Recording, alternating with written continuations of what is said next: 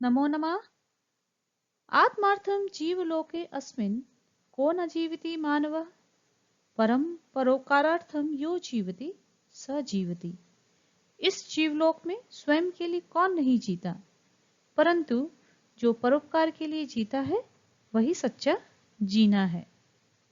ऐसे ही महर्षि दधीची ने भी मानव कल्याण के लिए अपनी अस्थियों का दान कर दिया था। हमारी आज की कहानी भी परोपकार पर आधारित है। कहानी का शीर्षक है शिवे त्यागः, राजा शिवी का त्याग। पूरा शिवी नाम राजा भवु। बहुत पहले शिवी नाम का राजा हुआ। स विनम्र दयालु वृद्धोपसेवी च आसीत्।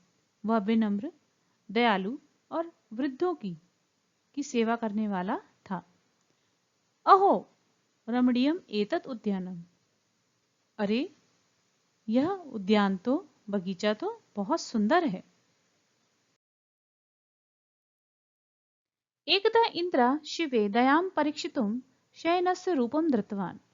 एक बार इंद्र ने राजा शिव की दया की परीक्षा लेने के लिए बाज का रूप धारण किया।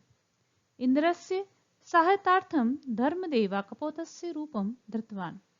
इंद्र की सहायता के लिए धर्मदेव ने कबूतर का रूप धारण किया। हे कपोत, तुम शिवे उद्यानम गच्छ। हे कबूतर, तुम शिव के बगीचे में जाओ। अहम अपि आगच्छामि। मैं भी आता हूं। कपोतम हंतुम इच्छन् शयना क्रूरा भवति। कबूतर को मारने की इच्छा रखता हुआ बाज क्रूर होता है। भीता कपोतः शिवे समीपम गच्छति कथयति च। डरा हुआ कबूतर शिव के पास में जाता है और कहता है, हे राजन, कृपया भवान माम रक्षतु। हे राजन, हे राजा, कृपया आप मेरी रक्षा करो। शयना कपोतम अनुगच्छति। बाज कबूतर का पीछा करता है। हे राजन, एषः पक्षी मदीयः। हे राजा, यह मेरा पक्षी है। एनम मह्यम यच्छतु। इसे मुझे दे दो। नृपः चिंतयति शयनम कथयति च। राजा सोचता है और बाज से कहता है, हे शयन, किमर्थं त्वं कपोतम हन्तुम इच्छसि। हे बाज, किस लिए तुम कबूतर को मारना चाहते हो। ऐसा कम अपराधम कृतवान। इसने क्या अपराध किया है।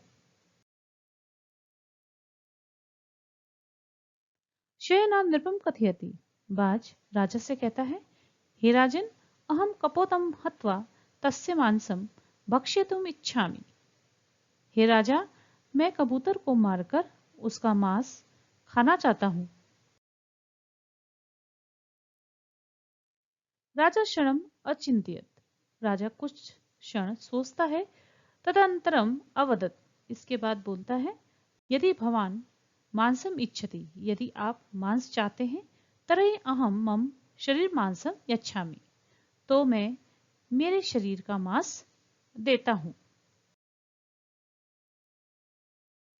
राजा स्वस्य शरीरम छुरिकया छित्त्वा मांसखंडान् तुलाय एकस्यां स्थाल्यां निक्षिप्तवान्। राजा स्वयं के शरीर को छुरी से, चाकू से काटकर मांस खंडान यानी मांस के टुकड़ों को तुलाया, तुला में एक थाली में रखता है। अनस्याम स्थाल्याम कपोता स्थितवान। दूसरी थाली में कबूतर बैठता है। राजा अनेकान मांस खंडान अर्पितवान। राजा बहुत सारे मांस के टुकड़ों को रखता है। नृपस्य शरीरात रुधिरम निस्सृतम। राजा के शरीर से खून निकलता है। अंते स स्वयं स्थाल्याम उपविष्टवान। आखिर में वह स्वयं थाली में बैठ जाता है। संतुष्ट इंद्र वास्तविकम रूपम प्राप्य नृपम प्रत्युज्जीवितवान। संतुष्ट होकर इंद्र अपने वास्तविक रूप को प्राप्त करके नृपम यानी राजा को प्रत्युज्जीवितवान फिर से जीवित कर देता है। कपोता अपि धर्मदेव रूपम प्राप्तवान। कबूतर भी धर्मदेव का रूप प्राप्त करता है। इंद्रा शिवे प्रशंसाम अकरोत। इंद्र राजा शिवी की प्रशंसा करते हैं। हे राजन, इतः परम अपि भवान सर्वभूतेषु दयालु भूत्वा चिरम जीवतु। हे राजा, इसके बाद आप सभी लोगों में दयालु होकर चिरकाल तक जिए, यानी वो ऐसा आशीर्वाद देते हैं।